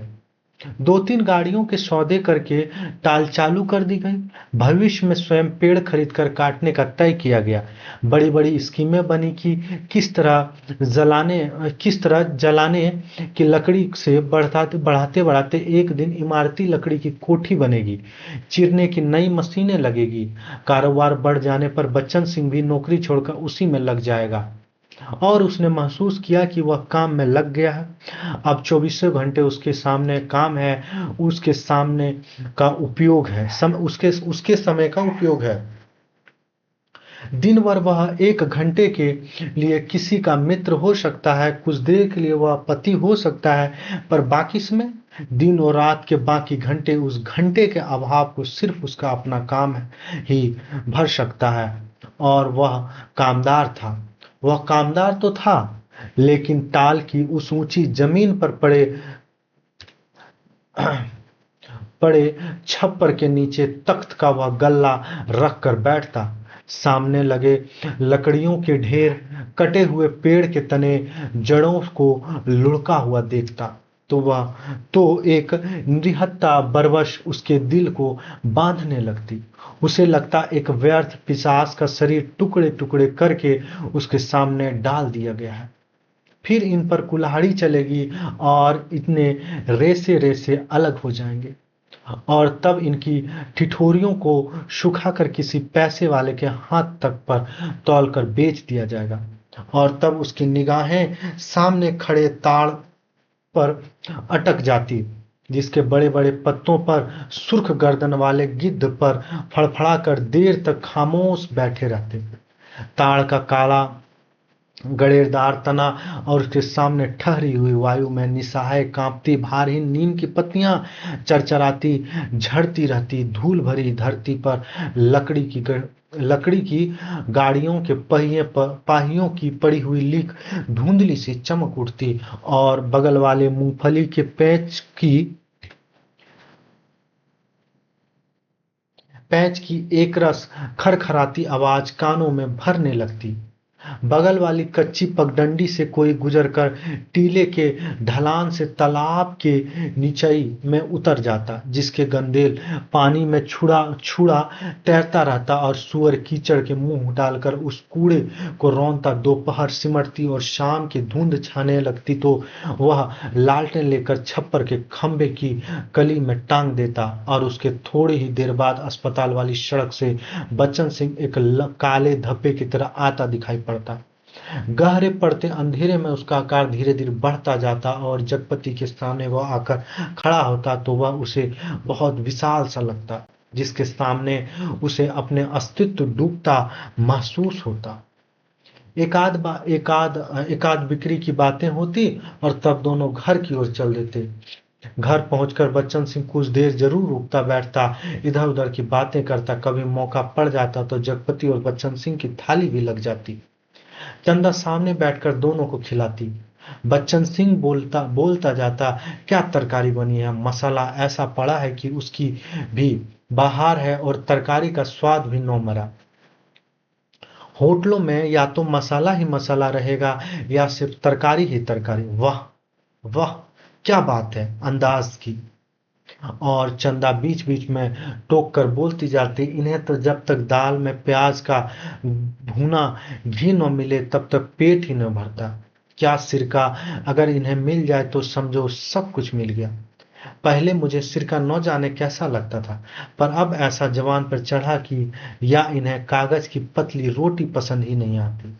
अब मुझसे कोई पतली रोटी बनाने को कहे तो बनाती ही नहीं, आदत पड़ गई है, और फिर मन ही नहीं करता। पर चंदा की आंखें बच्चन सिंह की थाली पर ही जमी रहती। रोटी निपटी तो रोटी परोस दी, दाल खत्म नहीं हुई कि तभी एक चम्मच और परोस दी, और जगपति कहे तो बनती ही नहीं, आदत पड़ गई। अच्छा, जगपति सिर झुकाए खाता रहता, सिर्फ एक गिलास पानी मांगता, और चंदा चौंक कर पानी देने से पहले कहती, अरे तुमने तो कुछ लिया भी नहीं। कहते कहते वो पानी दे देती, और तब उसके दिल पर गहरी चोट लगती। न जाने क्यों वह खामोश की चोट उसे बड़ी पीड़ा दे जाती, और वह अपने को समझा लेती, कोई मेहमान तो नहीं है, मांग सकते थे, भूख नहीं होगी। जगपति खाना खाकर टाल पर लेटने चला जाता, क्योंकि अभी तक कोई चौकीदार ही नहीं मिला था। छप्पर के नीचे तख्त पर जब वह लेटता तो अनायास ही उसके दिल भर भर आता। पता नहीं कौन से दर्द एक दूसरे से मिलकर तरह तरह की टीस चटक और ऐंठन पैदा करने लगते। कोई एक राग दुखती तो वह शहलाता भी, जब सभी नसें चटकती तो वह कहाँ कहाँ राहत का अकेला हाथ सहलाए। लेटे लेटे उसकी निगाह ताड़ की उस ओर बनी पुख्ता कब्र में जम जाती, जिसके सिरहाने कटीले बबूले की एकाकी पेड़ सुन्ना सा पड़ा रहता है। जब कब्र पर एक पर्दानसी जब कब्र पर एक पर्दानशीन औरत बड़े लिहाज से आकर सवेरे सवेरे बेला और चमकीली चमेली के फूल चढ़ा जाती, घूम घूम कर उसके फेरे लेती और माथा टेक कर कुछ कदम उदास उदास सी चलकर कदम तेजी से मुड़कर बिसातियों के मोहल्ले में खो जाती। शाम होती फिर आती, एक दिया बारती और अगर की बत्तियां जलाती, फिर मुड़ते हुए ओढ़नी का पल्ला कंधों पर डालती तो दिए की लौ कांपती, फिर कांप कर बुझ जाती। पर उसके कदम बढ़ चुके होते, पहले धीमी थक उदास से और फिर तेज सधे सामान्य से, और वह फिर उसी मोहल्ले में खो जाती। तब रात की तन्हाइयों के बबूले के कांटे के बीच उस साय साय करते नीचे मैदान में जैसे उस कब्र से कोई रूह निकलकर निपट अकेली भटकती रहती। तभी तभी ताड़ पर बैठे सुर्ख गर्दन वाले गिद्ध मनहूस सी आवाज की किलबिला उठते और ताड़ के पत्ते भयानकता से खड़बड़ा उठते। जगपति का बदन कांप जाता और भटकती रूह जिंदा रह सकने के लिए जैसे कब्र की ईंटों में बबूल के साया तले दुबक जाती। जगपति अपनी टांगों को पेट पर से भींच कर कंबल के मुंह को छिपा औंधे लेट जाता। तड़के ही ठेके पर लगे लकड़हारे लकड़ी चीरने आ जाते। तक जगपति कंबल लपेटे घर की ओर चला जाता। राजा रोज सवेरे सवेरे टहलने जाते थे। माँ सुनाया करती थी। एक दिन जैसे ही महल के बाहर निकल आए कि सड़क पर झाड़ू लगाने वाले मेहत रानी उन्हें देखते ही अपना झाड़ू पंजा पटक कर माथा पीटने लगी और कहने लगी, हाय राम, आज राजा निर्वंशिया का मुंह देखा है। न जाने रोटी भी नसीब होगी कि नहीं, न जाने कौन सी विषय टूट पड़े। राजा को इतना दुख हुआ कि उल्टे पैर महल को लौट गए। मंत्री को हुक्म दिया कि उस मेहत रानी का घर नाच से भर दे, और जब राजसी वस्त्र उतार राजा उसी क्षण जंगल की ओर चले गए। उसी रात रानी को सपना हुआ कि कल की रात तेरी मनोकामना पूरी करने वाली है। रानी बहुत पछता रही थी, पर फौरन ही रानी राजा को खोजती खोजती उस सराय में पहुंच गई जहां वह टिके हुए थे। रानी भेष बदलकर सेवा करने वाली भटियारिन, देखिएगा रानी क्या भेष बदल के गई है, तो भटियारिन का वो भेष बदल के गई है, इस बात को याद रखिएगा। राजा के पास रात में पहुंची, रात भर उसके साथ रही और सुबह राजा के जगने से पहले महल में लौट गई। राजा सुबह उठकर दूसरे देश की ओर चले गए। 2 ही दिनों में राजा के निकल जाने की खबर राजभर में फैल गई। राजा निकल गए, चारों तरफ यही खबर थी। और उस दिन टोले मोहल्ले के हर आंगन में बरसात के मुंह की तरह यह खबर फैल गई कि चंदा का बाल बच्चा होने वाला है। नुक्कड़ पर जमुना नुसार की कोठी, देखिए जमुना नुसार कोठी की बात 2-3 बार आ चुका है, इस बात को याद रखिएगा। फिंकती सुरही रुक गई। मुंशी जी ने अपना मीजान लगाना छोड़ विस्फारित नेत्रों से ताककर खबर सुनी। बंसी किराने वाले ने कुएं में से आधी गई रस्सी खींच ली, डोल मन पर पटक कर सुना। सुदर्शन दर्जी ने, देखिएगा एक क्रम से भी याद रखिएगा किसने क्या, मुंशी जी, बंसी जी, सुदर्शन जी, हंसराज पंजाबी, इन सबको क्रम से भी आपसे पूछा जा सकता है। सुदर्शन दर्जी ने मशीन के पहिए को हथेली, और किनका कौन सा पैसा था, वो कौन क्या कर रहा था, इस बात को भी याद रखिएगा, हथेली से रगड़कर रोक कर सुना। हंसराज पंजाबी ने अपनी नील लगी मलगुंजी कमीज के आस्तीने चढ़ाते हुए सुना, और जगपति की बेवा चाची ने औरतों के जमघट में बड़े विश्वास पर भेद भरे स्वर में सुनाया, आज 6 साल हो गए इस शादी को, 9 बाल 9 बच्चा, न जाने किसका पाप है। यानी कि कितने वर्षों के बाद, 6 वर्षों के बाद जो है वो गर्भवती हुई थी चंदा, इस बात को याद रखिएगा, उसके पेट में। और किसका होगा सिवाय उस मुस्टंडे कंपाउंडर के। न जाने कहां से कुलक्षणी ने इस मोहल्ले में आ गई। इस गली की तो पुश्तों से ऐसी मर्जाद रही कि गैर मर्द औरत की परछाई तक नहीं देख पाए। यहाँ के मर्द तो बस अपने घर की औरत को जानते हैं, उन्हें तो पड़ोसी के घर की जनानियों की गिनती तक नहीं मालूम। यह पंक्ति याद रखिएगा, आपसे पूछा जा सकता है। यह कहते कहते उनका चेहरा तमतमा आया और सब औरतें देवलोक की देवियों की तरह गंभीर बनी अपनी पत्रिका पवित्रता की महानता के बोझ से दबे धीरे धीरे खिसक गई। सुबह यह खबर फैलने से पहले जगपति टाल पर चला गया, पर सुनी उसने भी आज ही थी। दिन भर वह तख्त पर कोने की ओर मुंह किए पड़ा रहा, न ठेके की लकड़ियां चिराई, न बिक्री की ओर ध्यान दिया, न दोपहर का खाने ही घर आया। जब रात अच्छी तरह फैल गई तब वह हिंसक पशु की भांति उठा। उसने अपनी उंगलियां चटकाई, मुट्ठी बांधकर बांह को जोर देखा तो नसें तनी और बांह में कठोर कंपन सा हुआ। उसने 3-4 पूरी सांसें खींची और मजबूत कदमों से घर की ओर चल पड़ा।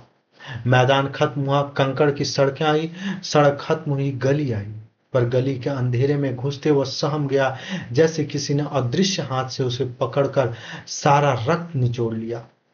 उसकी फटी हुई शक्ति की नस पर हिम शीतल होंठ रखकर सारा रस चूस लिया और गली के अंधेरे की हिकारत भरी कालिक भी भारी हो गई, जिसमें घुसने पर उसकी सांस तक रुक जाएगी, घुट जाएगी।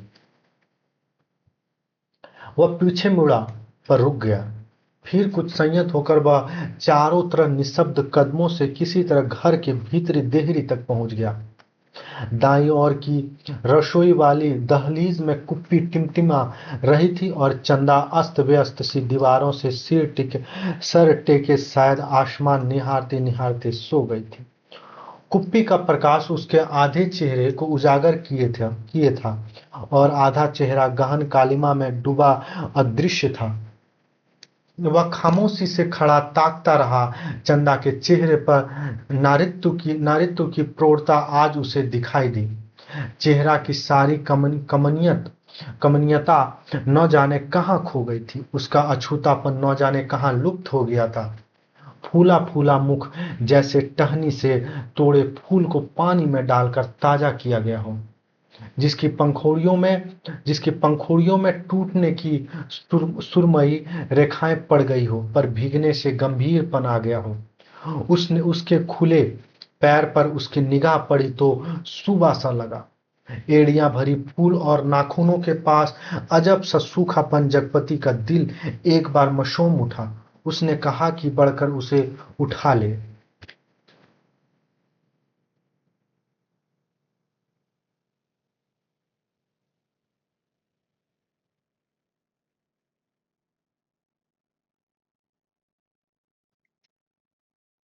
बढ़कर उसे उठा ले, अपने हाथों से उसका पूरा शरीर छू छू कर सारा कलूष पोंछ दे, उसे अपनी सांसों की अग्नि में तप कर एक बार फिर पवित्र कर ले और उसकी आंखों की गहराई में झांक कर कहे, देवलोक से किसी शापवश निर्वासित हो तुम इधर आ गई चंदा, यह शाप तो अमीर था।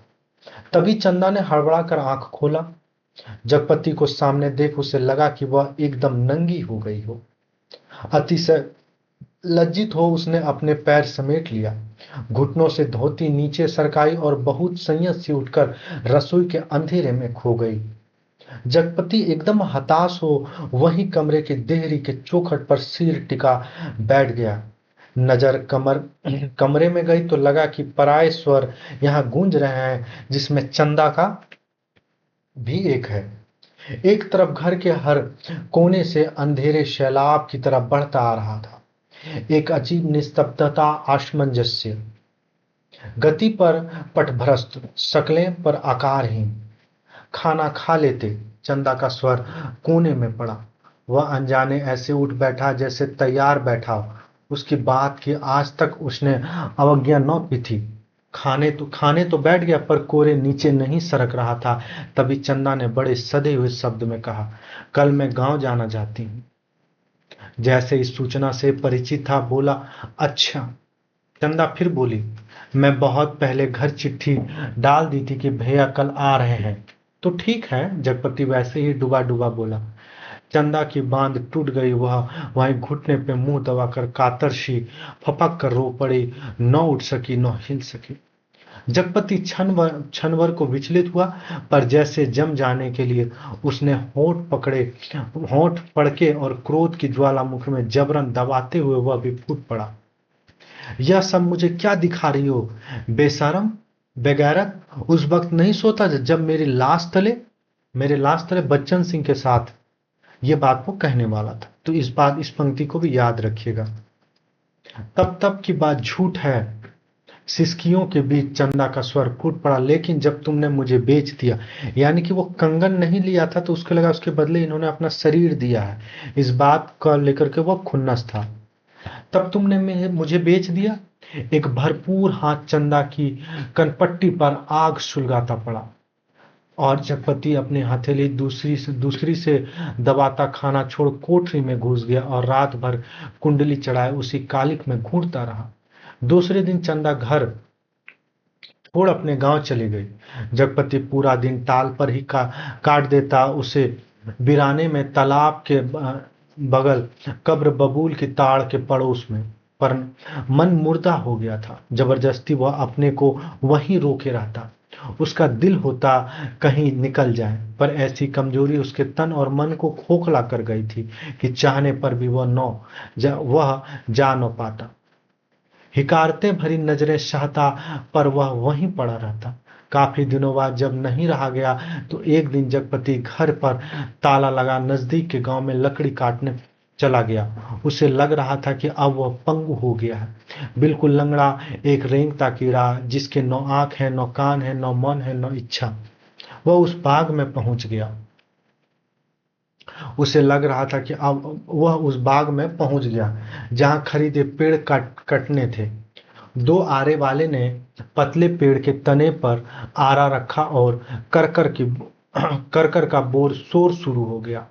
दूसरे पेड़ पर बन्ने और सकूरे की कुल्हाड़ी, देखिएगा यह दोनों गौण पात्रों को भी याद रखिए, बन्ने और सकूरे की कुल्हाड़ी बज उठी और गांव से दूर उस बाग में एक लयपूर्ण शोर शुरू हो गई।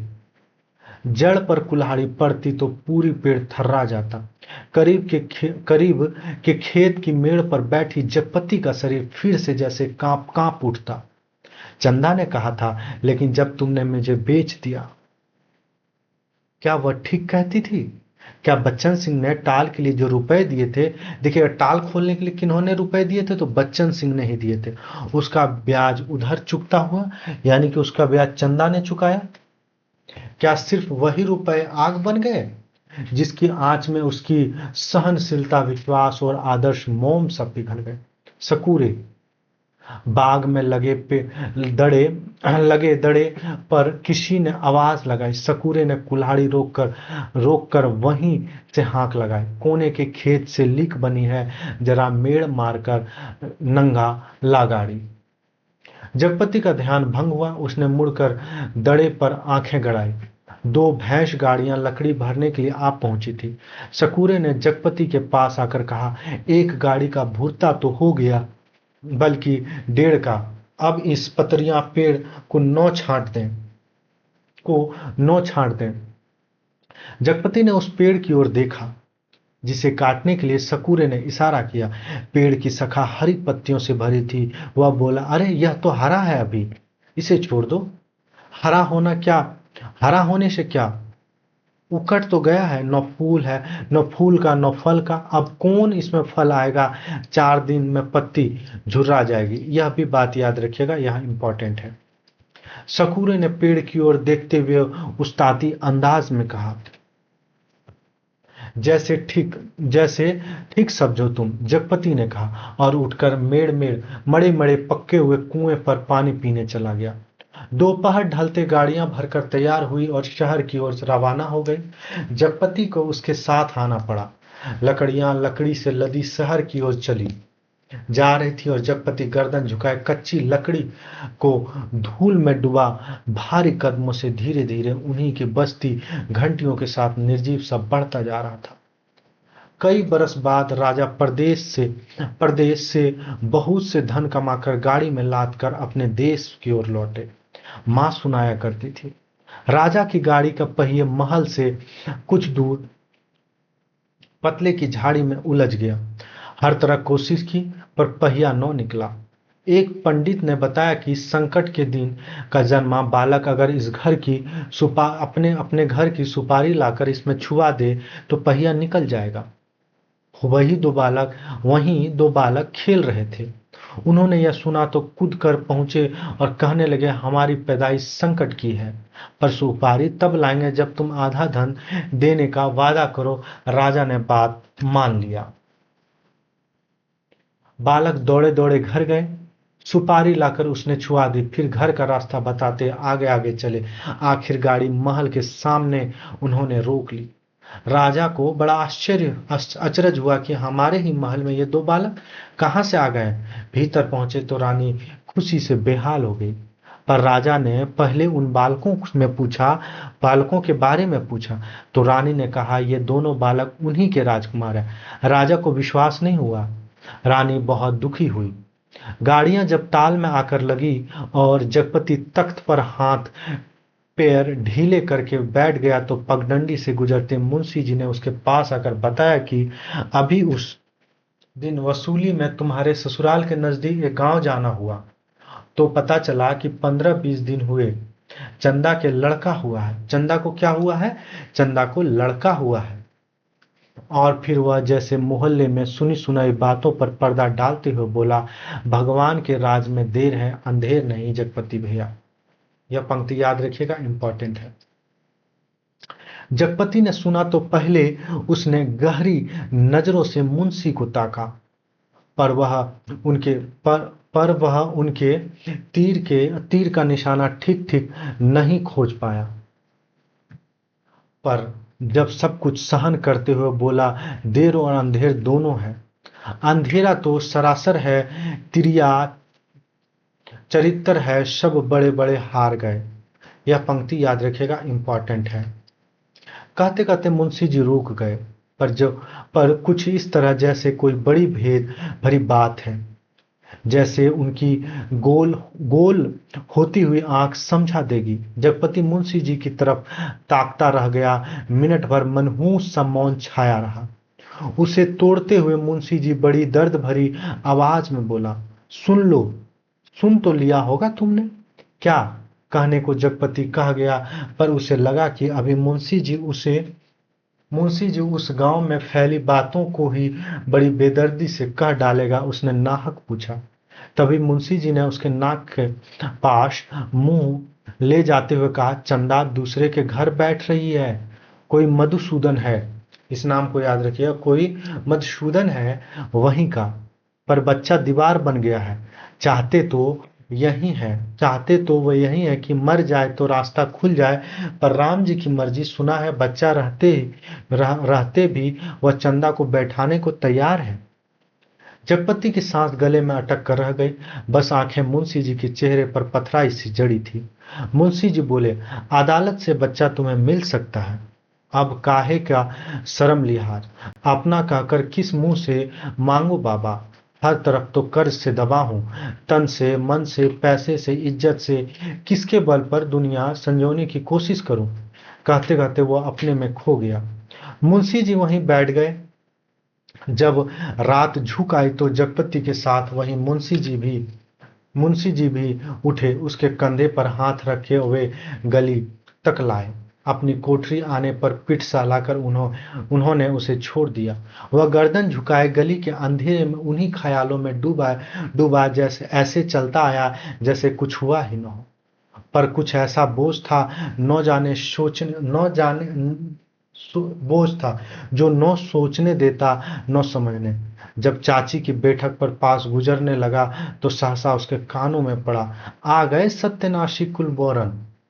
यह भी पंक्ति याद रखिए, आ गए सत्यनाशी कुलबोरन, उनकी चाची ने कहा। उसने जरा नजर उठाकर देखा तो गली की चाची भौजाई बैठक में जमी थी और चंदा की चर्चा छिड़ी थी, पर वह चुपचाप निकल गया। इतने दिन बाद ताला खोला और बरोठे के अंधेरे में कुछ सूझ न पड़ा तो एकाएक वह रात उसकी आंखों के सामने घूर आई जब वह अस्पताल से चंदा के साथ लौटा था। बेबा चाची का वह जहर बूझा तीर। आ गए राजा निर्वंशी अस्पताल से और आज सत्यनाशी कुलबोरन।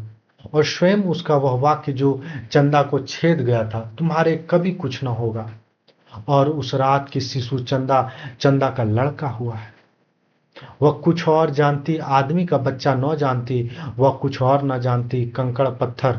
वह नारी न बनती, बच्चे ही बनी रहती उस रात की शिशु चंदा। पर चंदा पर चंदा यह सब क्या करने जा रही है? उसके जीते जी वह दूसरे के घर बैठने जा रही है। कितने बड़े पाप में ढकेल दिया चंदा को, पर उसे तो कुछ सोचना चाहिए। आखिर क्या? पर मेरे जीते जी तो यह सब अच्छा नहीं। वह इतनी घृणा बर्दाश्त करके भी जीने को तैयार है, या मुझे जलाने को। वह मुझे नीच समझती है, कायर नहीं तो एक बार खबर ले लेती। बच्चा हुआ तो पता लगता, पर नहीं, वह उसका कौन है? कोई भी नहीं। औलाद ही, यह पंक्ति को भी याद रखेगा, इंपॉर्टेंट है। औलाद ही तो वह स्नेह की धुरी है जो आदमी औरत के पहिए को शाद कर तन के दलदल को पार ले जाती है। नहीं तो हर औरत वैश्या है, हर आदमी वासना का कीड़ा। यहां तक याद रखिएगा, इंपॉर्टेंट है। क्या चंदा नहीं रही? क्या चंदा वह औरत नहीं रही? वह जरूर औरत थी, पर स्वयं मैंने उसे नरक में डाल दिया। वह बच्चा मेरा कोई नहीं, पर चंदा तो मेरी है। एक बार उसे ले आता, फिर यहाँ रात के मोहक अंधेरे में उसके फूल से अंधेरे को देखता, निर्द्वंद कोई सोई पलकों को निहारता, सांसों की दूध सी अछूती महक को समेट लेता। आज का अंधेरा घर की तेल भी नहीं जो दिया जला ले, और फिर उसके लिए कौन जलाएगा? चंदा के लिए पर उसे तो बेच दिया। सिवा चंदा के कौन सी संपत्ति उसके पास थी जिसके आधार पर कोई कर्ज देता? चंदा न मिलता तो यह सब कैसे चलता? काम पेड़ कहाँ से कटते? और तब सकूरे के वे शब्द उसके कानों में गूंज गए, हरा होने से क्या उखड़ तो गया है। वह स्वयं भी तो एक उखटा हुआ पेड़ है, न फल है न फूल है, सब व्यर्थ ही तो है। जो कुछ सोचा पर उस पर कभी विश्वास न कर पाया। चंदा को चाहता रहा, पर उसके दिल में चाहत न जगा पाया। उसे कहीं से एक पैसे मांगने पर डांटता रहा, पर खुद लेता रहा। और आज वह दूसरे के घर बैठ रही है तो उसे छोड़कर वह अकेला है। हर तरफ बोझ है जिसे उसकी नस नस कुचली जा रही है। रंग फट गया और वह किसी तरह टटोल कर भीतर घर पहुंचा। रानी अपने कुल देवता के मंदिर पहुंची। मां सुनाया करती थी, अपने अस्तित्व को सिद्ध करने के लिए उसने घोर तपस्या की। राजा देखते रहे। कुल देवता प्रसन्न हुए। उसने अपनी देवी शक्ति से दोनों बालकों को तात्काल जन्म में शिशुओं में बदल दिया। रानी की छातियों में दूध भर आया, उसमें उनमें से धार फूट पड़ी जो शिशुओं के मुंह में गिरने लगी। राजा को रानी के सतीत्व का सबूत मिल गया। उन्होंने रानी के चरण पकड़ लिए और कहा कि तुम देवी हो, ये मेरे पुत्र हैं। और उस दिन से राजा ने फिर से राजकाज संभाल लिया। किसी तरह संभाल लिया। उसी रात जगपति ने सारा कारोबार त्याग अफीम और तेल पीकर मर गया, क्योंकि चंदा के पास कोई देवी शक्ति नहीं थी और जगपति राजा नहीं, बच्चन सिंह कंपाउंडर कर्जदार था। राजा ने दो बातें की, मां सुनाया करती थी। एक तो रानी के नाम से उन्होंने बहुत बड़ा मंदिर बनवाया, और दूसरा राज के नए सिक्के पर बड़े राजकुमार का नाम खुदवाकर चालू किया, जिससे राज भर में अपने उत्तराधिकारी का खबर हो जाए। जगपति ने मरते वक्त दो पर्चे छोड़े, एक चंदा के नाम, दूसरा कानून के नाम। चंदा को उसने लिखा, जितना हाइलाइटर है सभी को याद रखेगा, सभी मोस्ट इंपॉर्टेंट है। चंदा, मेरी अंतिम चाह यही रही है कि तुम बच्चे को लेकर चली आना। अभी 1-2 दिन मेरी लाश की दुर्गति होगी, तब तक तुम आ सकोगी। चंदा, आदमी को पाप नहीं पश्चाताप मारता है। मैं बहुत पहले मर चुका था, बच्चों को लेकर जरूर चली आना। बच्चों को लेकर जरूर चली आना। कानून को उसने लिखा था, किसी ने मुझे मारा नहीं है, किसी आदमी ने नहीं। मैं जानता हूं कि मेरे जहर की पहचान करने के लिए मेरा सीना चीरा जाएगा। उसमें जहर है, मैंने अफीम नहीं रुपए खाए हैं। उन रुपयों में कर्ज की जहर थी, उसी ने मुझे मारा है। मेरी लाश तब तक न जलाई जाए जब तक चंदा के बच्चों को लेकर न आ जाए, आग बच्चे से दिलाई जाए। बस।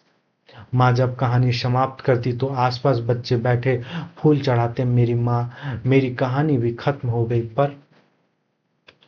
पर यहाँ समाप्त हो गया। इस चीज को देखिए, कहानी को आप लोग बहुत बारीकी से पढ़िएगा। हमने जितने महत्वपूर्ण बिंदु थे सभी को हमने बारीकी से देखा, उसे समझने का कोशिश किया, पूरी कहानी को। उम्मीद करते हैं आप लोग धैर्यपूर्वक पूरी कहानी को देखे होंगे, पढ़े होंगे, समझे होंगे।